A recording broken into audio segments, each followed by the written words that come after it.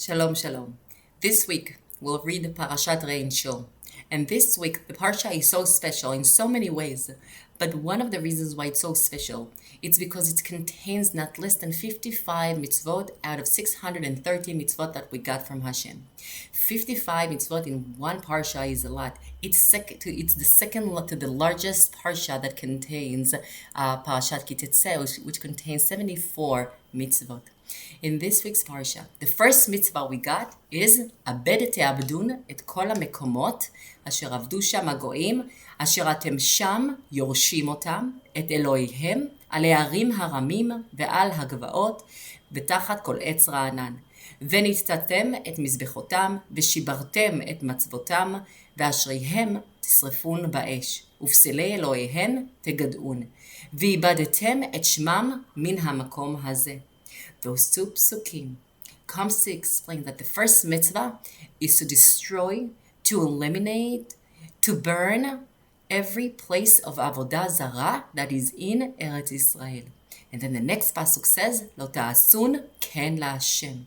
Rashi comes to explain, "Lo ta'asun ken la'Hashem." That's the second mitzvah in the parsha.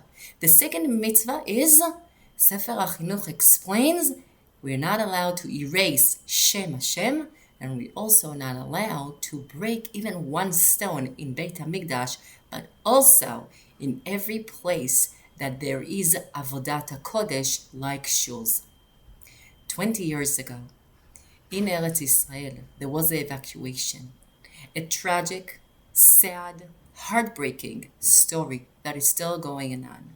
20 years ago, the government decided to evacuate the Jewish communities of Gaza. They did it in a purpose to have an opening for peace between us and the Palestinians. This event became known as the Hitnatkut. 21 communities in Gaza and 4 more in northern Samaria were about to evacuate it. The date was set. According to the government orders, it was set to a day after Tisha B'Av, the 10th of Az. The army removed Jewish from their homes. Some left willingly, but most did not. One of the difficult questions we had back then is what to do about Shul. Because one of the biggest question is based in our parsha, this mitzvah. What do we do? How can we just leave those empty shuls knowing that there is a chance that the Palestinians will destroy them? The IDF and the Rabbanim of the IDF ruled that the shul buildings could be dismantled and moved if it should be. But if not, it will be left behind empty. After the communities were evacuated, unfortunately, Palestinians entered to the towns, smashing, burning, and destroying nearly every home, and more sad, the shuls. The former residents were heartbroken as they watched their homes and holy places trashed and burned. In response, the rabbis of Israel established the 8th of Elul as a day of prayers to mourn the destruction of those shuls. The last community that was evacuated was in the northern Samaria, and it's called Sa-Nur. Once again, because it was the last one, the question was up, what do we do? What do we do with the shul, knowing that for sure, based on the first few days, the Palestinians will burn and destroy the shul?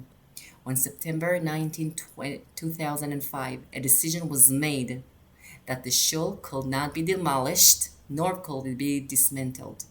Since it was the large concrete structure, a creative solution was needed to protect the holy site.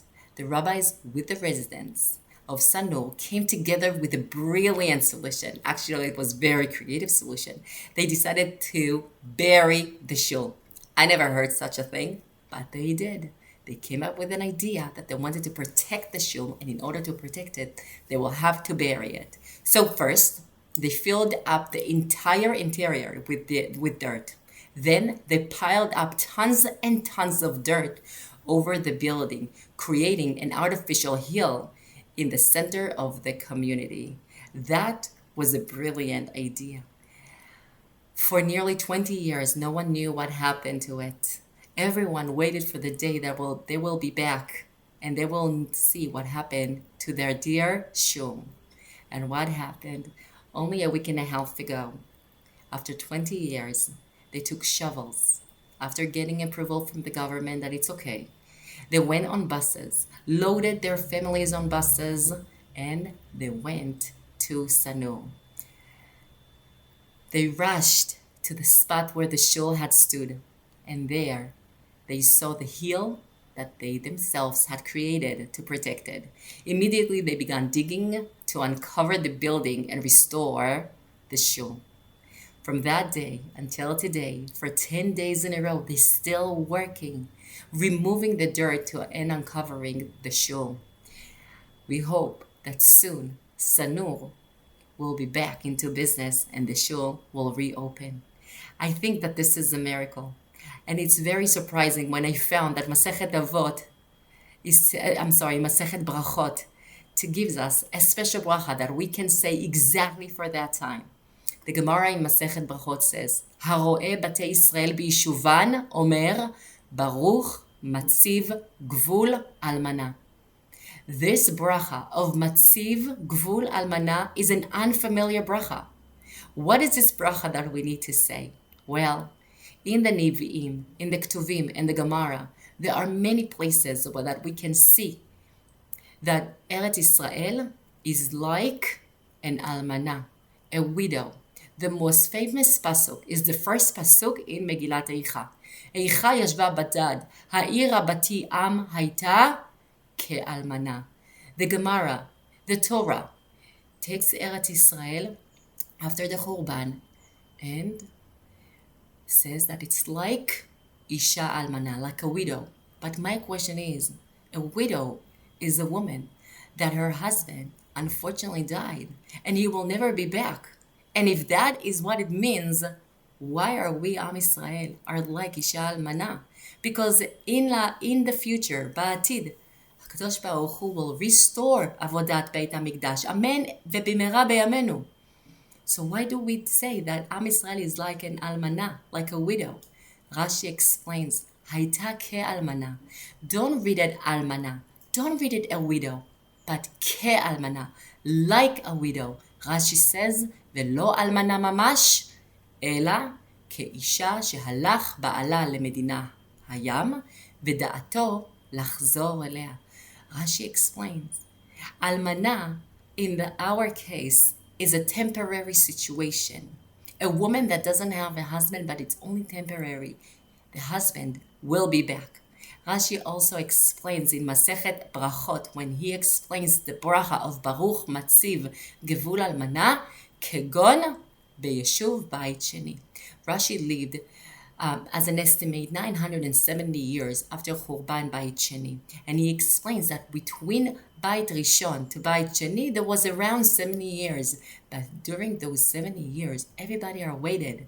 Everybody felt that something was wrong happened and they wanted something to be fair happen, something that should correct the situation. So for 70 years, they were like Almana. They waited to go back to Eretz Israel. And when they did, when Beit Sheni was rebuilt, that's when nitkana habracha. That's when they decided to have a bracha, matziv gevul almana. One of the rabbis in our history that used that bracha is a Rav Kook, a Rav Avraham Yitzchak HaKohen Kook, zecher tzadik livracha.